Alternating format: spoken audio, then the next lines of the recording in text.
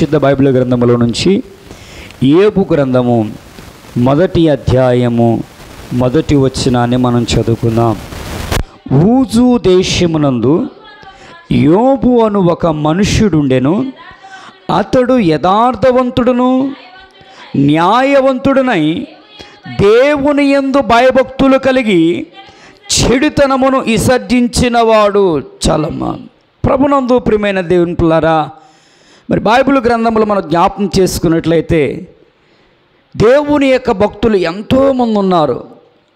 ఆయన భక్తులుగా పిలువబడిన వారు, ఆయనకి ఇష్టలుగా పిలువబడిన వారు, ఆయన మీద భక్తి శ్రద్ధలు చూపించిన వారు ఎంతోమంది ఉన్నారు. వారిలో ఒక గొప్ప భక్తుడు యోబు భక్తుడండి. ఈ యోబు భక్తుడు ఊజు దేశమందు ఎంతో ఉన్నతమైనటువంటి వ్యక్తి, ఉన్నత కుటుంబములకు చెందినటువంటి వ్యక్తి. అయితే ఇంత గొప్ప ఉన్నతమైన కుటుంబానికి చెందిన వ్యక్తి ఎలా ఉన్నాడంటే దేవుని యొక్క వాక్యం ఇలా తెలియపరుస్తుంది. అతడు యథార్థవంతుడంటండి. ఉన్నత కుటుంబానికి చెందినటువంటి ఒక గొప్ప వ్యక్తి దేవునిలో అతడు ఎలా ఉన్నాడంటే యథార్థవంతుడిగా ఉన్నాడు. ఈరోజు దేవుని పిల్లలారా, చాలామంది వారి జీవితాలలో తమ యథార్థతను కోల్పోతూ ఉంటారు. యథార్థముగా జీవించలేక, యథార్థముగా బ్రతకలేక అనేకమైన అడ్డదారులు తొక్కి ఎలా పడితే అలా బ్రతికేవారు ఈ లోకములో ఉన్నారు.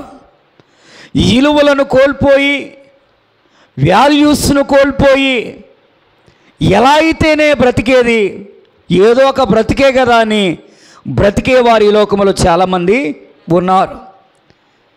దేవుని పిల్లలమైనటువంటి మనము వారి వలె ఎలా పడితే అలా బ్రతకడం, జీవించడం కాదు, కానీ ఆయన పిల్లలమైన మనందరము కూడా యథార్థముగా బ్రతికేవారిగా ఉండాలి. అట్లు యోబు అనేటువంటి ఒక దైవభక్తుడు, అతడు ఈ లోకములో ఉన్నతమైనటువంటి వ్యక్తి అయినప్పటికీ, గొప్పవాడైనప్పటికీ దేవుని యందు యథార్థత కలిగిన వాడిగా ఉన్నాడు. దేవునికి స్తోత్ర. యథార్థముగా ప్రవర్తించు వారికి ఆయన ఏ మేలు చేయక మానడు. యోబు యొక్క యథార్థతను బట్టి ఊజు దేశమందు యోబును దేవుడు అంత గొప్పగా ఆశీర్వదించి ఉన్నాడు. దేవునికి స్తోత్ర, దేవునికి స్తోత్ర. ప్రియ దేవుని పిల్లలారా, యోబును ఉదాహరణగా తీసుకొని మనము కూడా ఈ లోకములో సామాన్యులమైన, సామంతులమైన, ధనికులమైన, దరిద్రులమైన, మన పొజిషన్, మన స్థితి ఎలాంటిదైనప్పటికీ మనము మాత్రం ఆయన బిడ్డలుగా యథార్థత కలిగి జీవించే వారిగా ఉండాలి. నమ్మిన వారు దేవునికి స్తోత్రం చెప్దామా? హల్లెలూయా. యథార్థత అనేటువంటిది మన జీవితమునకు ఎంతో ప్రాముఖ్యతమైనది. రెండవదిగా దేవుని పిల్లరా, ఇతడు న్యాయవంతుడై ఉన్నాడు, న్యాయముగా బ్రతికాడు, దేవునిలో న్యాయముగా బ్రతికి ఉన్నాడు. దేవుని కుమారుడిగా, ఆయన భక్తుడిగా న్యాయముగా బ్రతికి ఉన్నాడు. ఈ లోకములో ఎక్కడ చూసినా న్యాయానికి బదులుగా అన్యాయమే ఏలుబాటు చేస్తూ ఉన్నదండి. న్యాయం ప్రకారంగా నడిచేవారు లేరు, మంచిగా జీవించేవారు లేరు. అన్యాయముగా, అక్రమముగా, ఏది సులువుగా సుఖంగా ఉంటుందో అని దాని కొరకే జీవించేవారిగా ఉన్నారు. ఎటు డబ్బు ఇస్తే అటు మాట్లాడేవారు, ఎటు మొగ్గు ఎక్కువగా ఉంటే అలాగే ఉండేవాళ్ళు. అంటే ఎటు జనం ఉంటే ఆ జనముకుగానే సపోర్టుగా ఉండేవారు. అది అన్యాయము కదా, అలా ఉండకూడదు అని లేదండి. ఇది న్యాయము కదా, ఈ న్యాయానికి మనం సపోర్ట్గా ఉండాలి, ఇది మంచి కదా, ఈ మంచికి మనం నిలబడాలి అనేది ఈ లోకములో చాలామందికి లేదండి. ఏది న్యాయమో ఏది అన్యాయమో ఈ లోకములో అనేక మంది మర్చిపోతున్నారు. ఎంత ఆస్తి ఉన్నా, ఎంత డబ్బు ఉన్నా, ఎంత సిరి సంపదలు ఉన్నా, ఎంత పలుకుబడి ఉన్నా, యోబు అనేటువంటి ఈ గొప్ప వ్యక్తి న్యాయంగానే బ్రతుకుచున్నాడండి. దేవునికి స్తోత్ర. ఇంకా బిగ్గరగా చెప్దామా? దేవునికి స్తోత్ర. న్యాయముగానే బ్రతుకుచున్నాడండి. తనకున్న ఆస్తి, తనకున్న పంట, తనకున్న సంపద, తనకు కలిగి ఉన్న దానిలోనే దేవుని అందలి న్యాయముతో బ్రతుకుచున్నాడు. మనకి ప్రభువు ఇచ్చిన దానిలోనే న్యాయంగా బ్రతకాలి, కానీ ఏదో గొప్పవాళ్ళం అవ్వాలని, ఏదో డబ్బు సంపాదించాలని, ఏదో పైకి ఎదిగిపోవాలని అడ్డదారిని గనక మనం వెళ్ళిపోతే, అలా అడ్డదారిన అడ్డగోలుగా సంపాదించిన అనేక మంది చివరాఖరికి బికారులైన వారు ఎంతోమంది ఉన్నారండి. అన్యాయముగా వచ్చుబడి అది మనకు ఆశీర్వాదము కానే కాదు. అన్యాయ సంపాదన కూడా అది మనకు దీవెన కానే కాదు. మనము కష్టముతో సంపాదించుకున్నది, మన కష్టార్జితముతో సంపాదించుకున్నది దేవుడు దాన్ని దీవిస్తాడు. దేవునికి స్తోత్ర. న్యాయం అనేది మనకు కావాలండి. యోబు గారిలో నుంచి రాత్రి మనం నేర్చుకుంటున్నటువంటి ఒక చక్కటి సుగుణాలు ఏంటంటే, అతడు యథార్థవంతుడు, అతడు న్యాయవంతుడు. దేవునికి స్తోత్ర. ఈ లక్షణాలు, ఈ క్వాలిటీస్ అన్నీ కూడా మన ప్రభువులో ఉన్నాయండి. మన ప్రభు యథార్థవంతుడైన దేవుడు. దేవునికి స్తోత్ర. మనం ఆరాధన చేస్తున్న దేవుడు న్యాయము తీర్చే దేవుడు. దేవునికి స్తోత్ర. ఎవరికి అన్యాయం చేసే దేవుడు కాదండి. ఈ లోకములో ఒక ఎదవరాలుగా ఉన్న వారికి ఒక న్యాయం చేస్తారు, డబ్బున్న వారికి మరొక న్యాయము చేస్తారు. పేదవారికి ఒక న్యాయం చేస్తారు, కొంచెం ఉన్నవారికి మరొక న్యాయము చేస్తారండి. ఎలా వీలుంటే అలా చేస్తారండి. అది న్యాయమా అన్యాయమా అని ఆలోచన ఏమాత్రము కూడా చేయరండి. అది కాదండి, దేవుని పిల్లలమైనటువంటి మనము, ఆయన మనకు నేర్పించేటువంటి బైబుల్ వాక్యము, దేవుడు చెప్పే మాటలు ఏంటంటే, ఆయన బిడ్డలుగా మనం ఎంత ఎదుగుతామో అంత ఒదిగే వారిగా ఉండాలి. దేవునికి స్తోత్ర. యోబు తన జీవితంలో ఎంత ఎదుగుచున్నాడో అంత ఒదుగుచు న్యాయముగానే బ్రతుకుచూ ఉన్నాడండి. న్యాయంగానే బ్రతుకుచూ ఉన్నాడు. ఇంకా దేవుని పిల్లరా, మూడవదిగా దేవుని యందు సౌండ్ తగ్గిన పెట్టుకో, తీసే కొంచెం ఏదో ఎక్కడో వినపడాలి, మొత్తం పెట్టకూడదు. అలాగా మధ్యలో మెసేజ్ డిస్టర్బ్ అయింది నీ వల్ల. యథార్థవంతుడై ఉన్నాడు. రెండవది న్యాయవంతుడై ఉన్నాడు. దేవుని యందు భయభక్తులు కలిగిన వాడిగా ఉన్నాడు. దేవునికి స్తోత్ర. అసలు ఎంత గొప్ప మాట అంటే ఇది, చాలా గొప్ప మాట అండి. ఈ రోజున దేవుని యందు భయభక్తులు కలిగేవారు ఆయన కావాలండి. ఏమీ లేనప్పుడు అమ్మో అయ్యగారంటే వణికిపోతూ ఉంటారు, సంఘం అంటే వణికిపోతూ ఉంటారు, ప్రార్థన అంటే ఎంత భయభక్తులతో చేసుకుంటారో. కానీ అన్నీ కలిగిన తర్వాత అయ్యగారు ఎవరో తెలియదు, సంఘం ఎవరో తెలియదు, దేవుడెవరో తెలియదు. కళ్ళు నెత్తికెక్కి ఎలా జీవిస్తారో వారికి తెలియదండి. స్వస్థత కలగకముందు అయ్యగారు ప్రార్థన చేయండి, స్వస్థత లేనప్పుడు సంఘస్థులారా ప్రార్థన చేయండి, మా కొరకు అయ్యగారికి ప్రత్యేకంగా చెప్పి మరీ ప్రార్థన చేయండి అంటారు. కానీ స్వస్థత కలిగిన తర్వాత, ఆరోగ్యం వచ్చిన తర్వాత అయ్యగారు విషయం మాట్లాడరు, సంఘం విషయం మాట్లాడరు, ఇంకా దేవుడు చేసిన కార్యమును వారు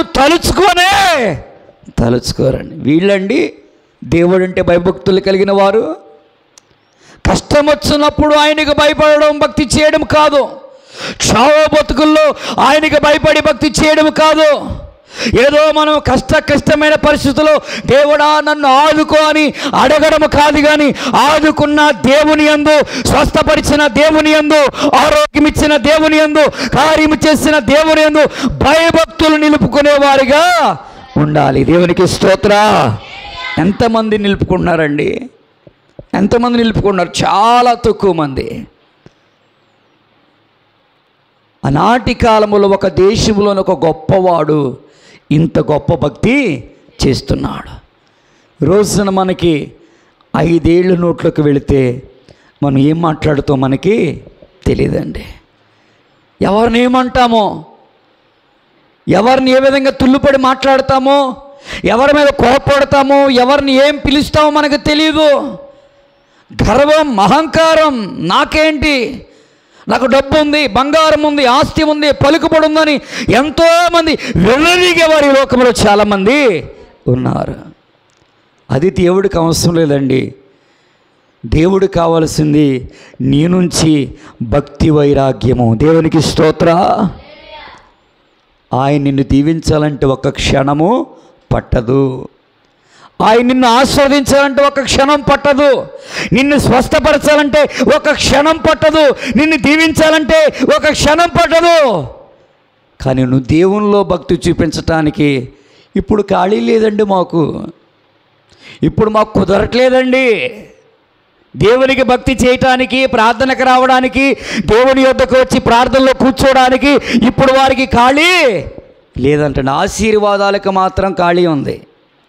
దీవించబడడానికి, దీవెనలు పొందుకోవడానికి, ఆశీర్వాదాలు పొందుకోవడానికి, అన్ని మేలులు పొందుకోవడానికి ఖాళీ ఉంది. కానీ మేలులు పొందుకున్నవారు, కార్యాలు పొందుకున్నవారు దేవుని యొద్దకు రావడానికి మాత్రం ఖాళీ లేదండి. ఇదండి భక్తి, ఇది కాదు భక్తి. మన కష్టకాలములో దేవుడు మనకు చేసిన ప్రతి మేలును కూడా మర్చిపోకుండా, ఆయన చేసిన ఉపకారములలో దేనిని మర్చిపోకుండా ఆయనకి మనము కృతజ్ఞతాస్తుతులు చెల్లించే వారిగా ఉండాలి. దేవునికి స్తోత్ర. యోబు గారి జీవితం నుంచి రాత్రి దేవుడు మనతో మాట్లాడుతూ ఉన్నాడు. యోబు అనేటువంటి అతడు యథార్థవంతుడు. చెప్పండి, మీరు చెప్పండి. యోబు అనేటువంటి వ్యక్తి ఎలాంటి వాడు?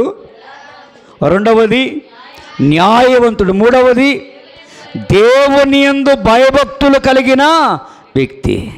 నాలుగవ దేవుని పిల్లరా, చెడుతనమును విసర్జించినవాడు. చెడు పనులు ఎక్కువ ఎవరు చేస్తారంటే డబ్బున్న వాళ్ళేనండి. చెడు పనులు చేసేది ఎక్కువ శాతం అందరు కాదండి. ఈ డబ్బున్న వారిలో కూడా కొంతమంది మాత్రమే. అందరూ కూడా దాని వాల్యూ ప్రకారంగా మనుషులు ఇలువ తెలిసిన వారు, దేవుని ఇలువ తెలిసిన వారు ఎవరు అలా బ్రతకరు. కానీ ఆ యొక్క ఇలువ తెలియక ఈ లోకంలో కొంతమంది ఏం చేస్తున్నారంటే, డబ్బు ఉంది కదా, మాకేంటి, మా నాన్న మా తాత ముత్తాతలు మాకు సంపాదించిన ఆస్తి బోళ్ళంత ఉంది కదా అని ఆ డబ్బుతో ఏం చేస్తారంటే అనేకమైన చెడు పనులు చేస్తారండి. అనేక మందికి తాగుడు పొప్పించటం, అనేక మందికి జోదో నేర్పించటం, అనేక మందికి పాపము నేర్పించటం, చెడు కార్యాలు నేర్పించటం, అనేక మందికి ఇంకా రకరకాలుగా వీళ్ళే చెడిపోవడం, అనేక మందిని చెడగొట్టడం. అంటే ఉన్నవాళ్ళ గురించి చెప్తున్నారండి. చాలామంది ఉన్నవాళ్ళు ఏదైనా చేయొచ్చు, వారు ఏది చేసినా చలామణైపోద్దండి. ఎందుకంటే వాళ్ళని అడిగేవాళ్ళు, అడిగే ధైర్యం ఎవరికీ ఉండదండి. వాళ్ళ నాన్నోళ్ళు అడగరు, వాళ్ళ అమ్మోళ్ళు అడగరు, ఇరుగు పొరుగు వారు అడగరు, ఎవరు అడగరు. ఎందుకంటే వాళ్ళు డబ్బు ఉన్నవాళ్ళు ఏదైనా చేస్తారు. మా ఇష్టం, మేము ఏదైనా చేసుకుంటాం, మేము ఎలా అయినా ఉంటాం, మా డబ్బు మాది, మా ఇష్టం అంటారు. అలా వారి ఇష్ట ప్రకారంగా వారు అనేకమైనటువంటి తప్పుడు దారులు నడిచి, చెడుదారులు నడిచి తమ జీవితాన్ని ఒక రోజున తప్పకుండా నాశనము చేసుకుంటారండి. తప్పకుండా. కానీ యోబు అనేటువంటి గొప్ప వ్యక్తి చెడుతనము నుండి దూరంగా విడిచిపెట్టాడండి. చెడుతనమును విసర్జించి ఉన్నాడంటండి. చెడుతనమునకు తనలో చోటు లేకుండా ఉన్నాడంటండి. చెడుతనమే చేయని వ్యక్తిగా ఉన్నాడు. చెడు నడత, చెడు మాట, చెడు చూపు, చెడు ప్రవర్తన ఏమైతే చెడ్డ లక్షణాలు ఉన్నాయో వాటన్నిటిని కూడా విసర్జించిన వ్యక్తి, ఏ చెడ్డ జీవితము కూడా తనలో లేకుండా, తనలో చూసుకోకుండా, ఏమాత్రము కూడా రాకుండా తన జీవితాన్ని కాపాడుకున్న వ్యక్తి అండి. రోజున మనం లేని స్థితిలో ఉన్నా ఇలాగే ఉండాలి, కలిమిలో ఉన్నా సరే ఇలాగే ఉండాలండి. చెప్పండి, మనం లేమి స్థితిలో ఉన్న ఏబుగారులాగా ఇలాగే ఉండాలి. మనము కలిమిలో అంటే కొంచెం ఆశీర్వాదము దీవెనలు వచ్చినా సరే మనము దేవునిలో ఇలాగే ఉండాలి. లేమి ఉంది కదా అని వేరే చెడ్డదారిని మనం ఎంచుకోకూడదు. కలిమి ఉంది కదా అని గర్వము అహంకారం మనకి రాకూడదండి. లేమిలోనూ కలిమిలోనూ దేవునికి మాత్రమే మనము మహిమ తెచ్చేవారిగా ఉండాలి. దేవునికి స్తోత్ర, దేవునికి స్తోత్ర. మన ద్వారా కేవలం యేసయ్యకి మాత్రం మహిమ వస్తే చాలు.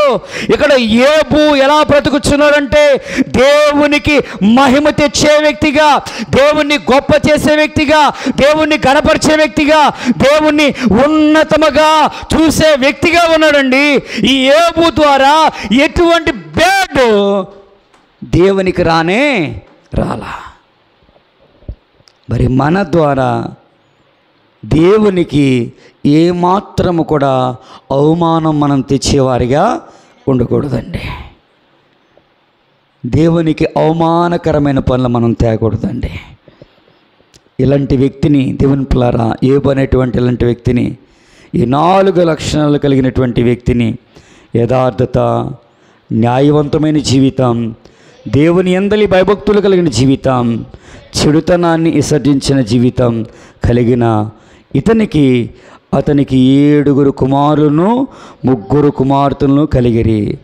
అతనికి 7,000 గొర్రెలను, 3,000 ఒంటెలను, 500 జతల ఎడ్లను, 500 ఆడుగాడిదలను కలిగి బహుమంది పనివారును అతనికి ఆస్తిగా నుండిన గనుక తూర్పు దిక్కు జనులందరిలో అతడు గొప్పవాడిగా నుండెను. దేవునికి స్తోత్ర, దేవునికి స్తోత్ర.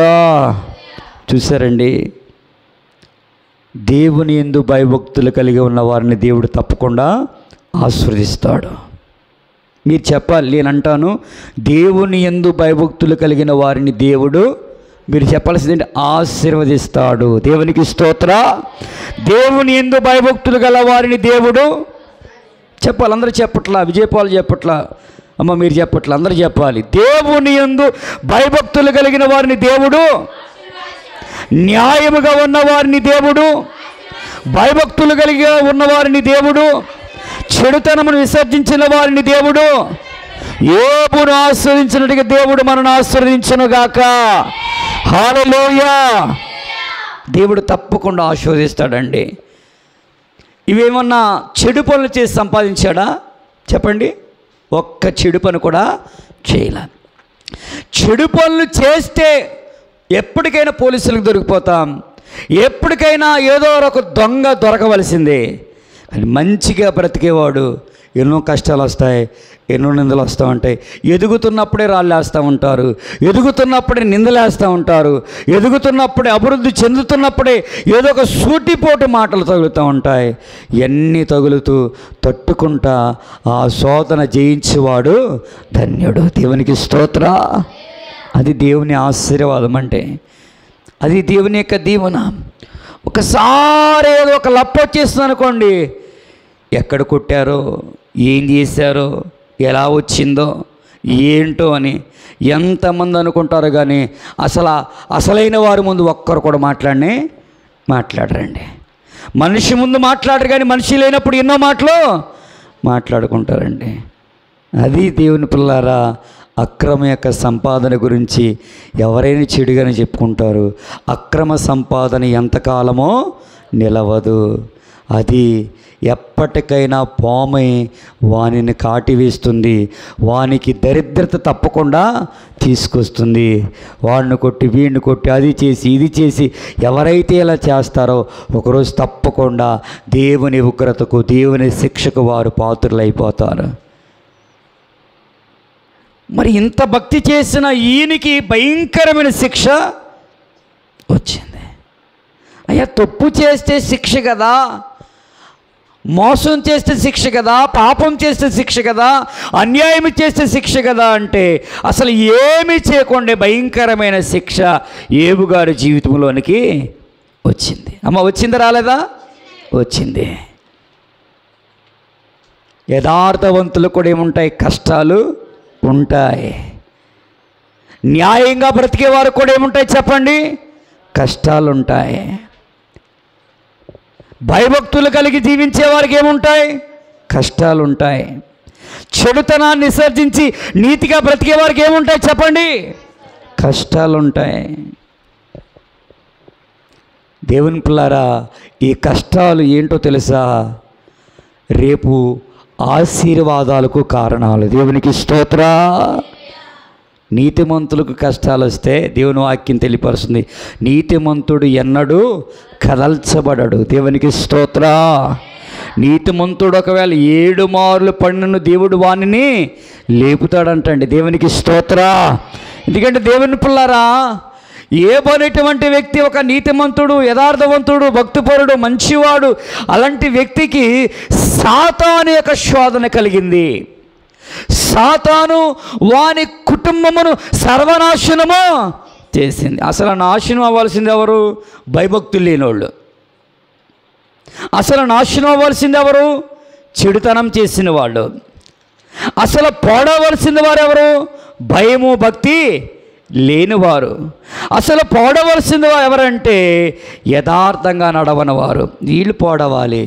కానీ ఇంత మంచిగా ఉన్న వ్యక్తి ఏమైపోయాడంటే ఒక్కసారే పాడైపోయాడండి.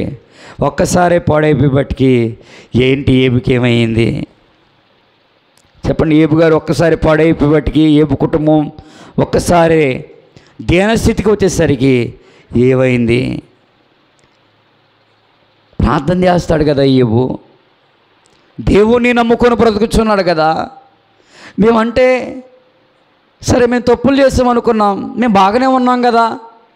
ఇంత యథార్థంగా ఉన్న ఏబు, ఇంత నీతిగా ఉన్న ఏబు, ఇంత గొప్ప వ్యక్తి అయినటువంటి ఏబు, దేవుడికి ఇష్టమైన ఏబు ఈ బాధలు పట్టడం ఏంటి?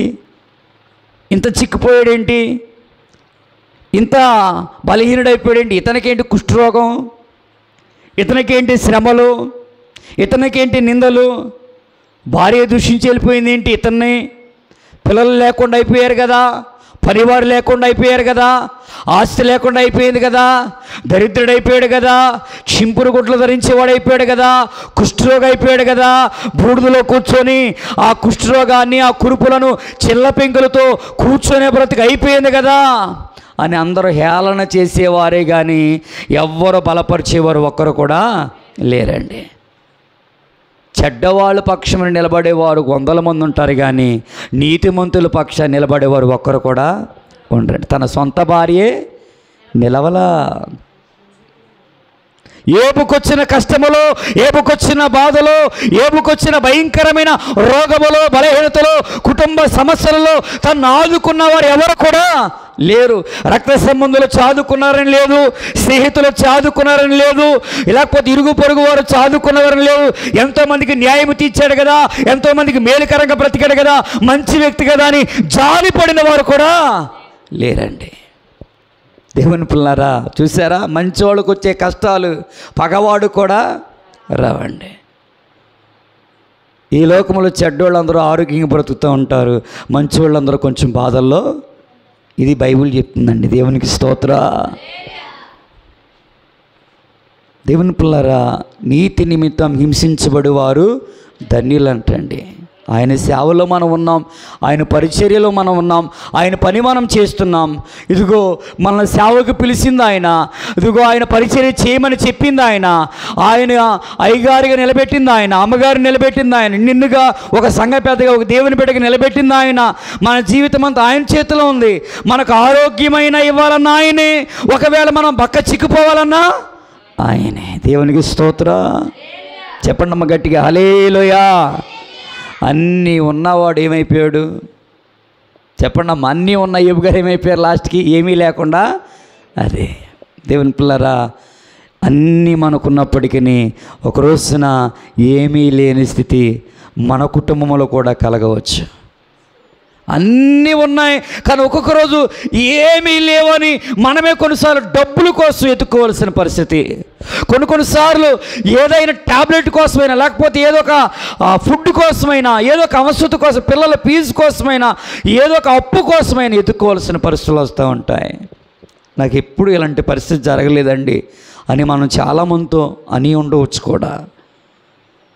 తన జీవితంలో ఎన్నడూ పడనన్ని బాధలు యోబు గారు పడ్డాడండి. దేవునికి స్తోత్ర.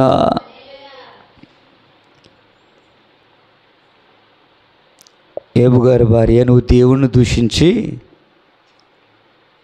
చావరాదు అని మాట్లాడినప్పటికీ దేవుని పిల్లారా, యోబు గారు నోటుతో కూడా పాపము చేయకుండా ఒకటైనా మూర్ఖురాలు మాట్లాడినట్టుగా నీవు మాట్లాడవద్దు.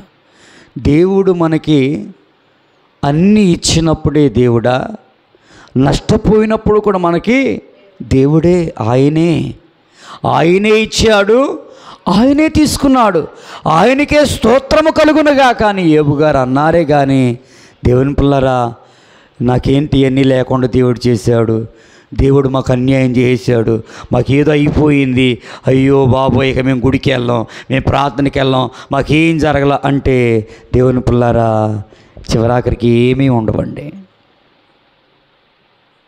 ఏమీ ఉండవండి. దేవుని పిల్లారా, దేవుణ్ణి దూషించి కానీ, దేవుని నామాన్ని అవమానపరిచి కానీ, దేవుణ్ణి తోలనాడు కానీ ఒక్క అబద్ధమైన ఒక చెడు మాట అయిన యోబు గారు పలకలేదంటండి. దేవునికి స్తోత్ర.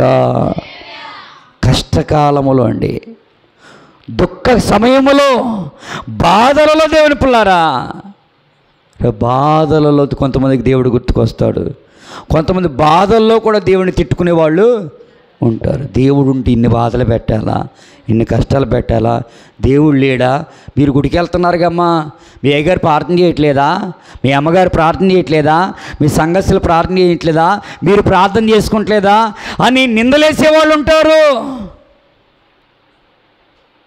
దేవుని పిల్లలారా, వాళ్ళు నిందలేస్తారు, దేవుడు మనల్ని విడిచిపెట్టాడు. దేవునికి స్తోత్ర, దేవునికి స్తోత్ర. మరి ఇటువంటి పరిస్థితులు ఏమేం చేశాడంటే, తన యథార్థతను ఏమాత్రం మరలా కొంచెం కూడా విడిచిపెట్టలే. అందరూ వాక్యం విన్నారా? నన్ను వాక్యం విన్నారా? తన యథార్థతను కొంచెం కూడా విడిచిపెట్టలే.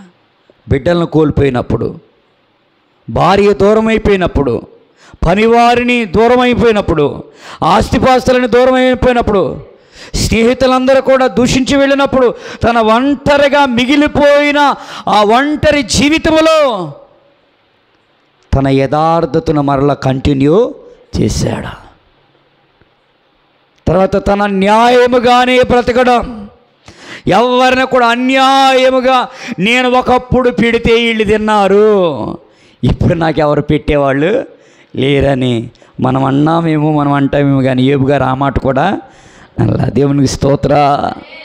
నేను ఎంత పెట్టానో, నేను ఎంత చూశానని ఒకవేళ మన నోట నుండైనా ఒకవేళ మనం అనేక సార్లు పలికి ఉన్నామేమో కానీ, యోబు అనే భక్తుడు మాత్రం ఎంతమందికి ఆయన న్యాయం చేశాడో, ఎంతమందికి సహాయపడ్డాడో, ఎంతమందికి మేలుగా ఉన్నాడో, తనకు నష్టం వచ్చినప్పుడు ఎవరి సహాయము తను కోరలా. దేవునికి స్తోత్ర. ఆ టైంలో కూడా న్యాయంగానే బ్రతికాడు. మూడోది, ఆ టైంలో కూడా దేవుడంటే భయభక్తులుగానే బ్రతికాడు. ఆ టైంలో కొంచెం చెడు పని కూడా ఏది కూడా చేయాల. అలా బ్రతుకుతున్న సమయంలో మరలా స్నేహితులు వచ్చి, ఎందుకయ్యా నువ్వు దేవుని నమ్ముకున్నావు, నువ్వు దేవుని నమ్ముకుంటే ఇదేనా నీకు దేవుడు కలిగించే బాధలో, ఇలాగైనా దేవుడు బాధలు పెడతాడు అని దేవుణ్ణి దూషిస్తూ, యోబు గారిని చిన్న చూపు చూస్తూ, స్నేహితులంటే వాళ్ళన్న మాటలకు దేవుని కోపం వస్తుందండి. ఎవరన్న మాటలు చెప్పండి? యోబు స్నేహితులు అన్న మాటలకి దేవునికి కోపం వస్తుంది. యోబును అన్నందుకు గాను తన స్నేహితులను కూడా దేవుడు శిక్షించాలనుకున్నాడు. ఆ టైంలో కూడా ఈ విషయం యోబు గారికి తెలిసినప్పుడు, అయ్యా నా స్నేహితులకు నువ్వు కీడు చేయొద్దు ప్రభువా, నా స్నేహితులకి ఏ అపాయం చేయదు ప్రభు అని వారి నిమిత్తమై ఒక బలి అర్పణ చేసి వారికి ప్రాయశ్చిత్తము కలిగేటట్టుగా వారు పలికిన దోషములకు వారు పలికిన ఆ యొక్క మాటలకు దేవుడు వారిని క్షమించినట్లుగా యోబు వారి కొరకు ప్రార్థన చేశాడు. దేవునికి స్తోత్ర. యోబు చేసిన ప్రార్థన బట్టి యోబు యొక్క స్నేహితులను కూడా దేవుడు కాపాడాడు. దేవునికి స్తోత్ర. ఎవరిని కూడా దేవుని పిల్లరా ఒక మాట కూడా దూషించి కూడా ఒక మాట పలకలేదండి. అంత గొప్ప భక్తుడండి దేవుని పిల్లరా.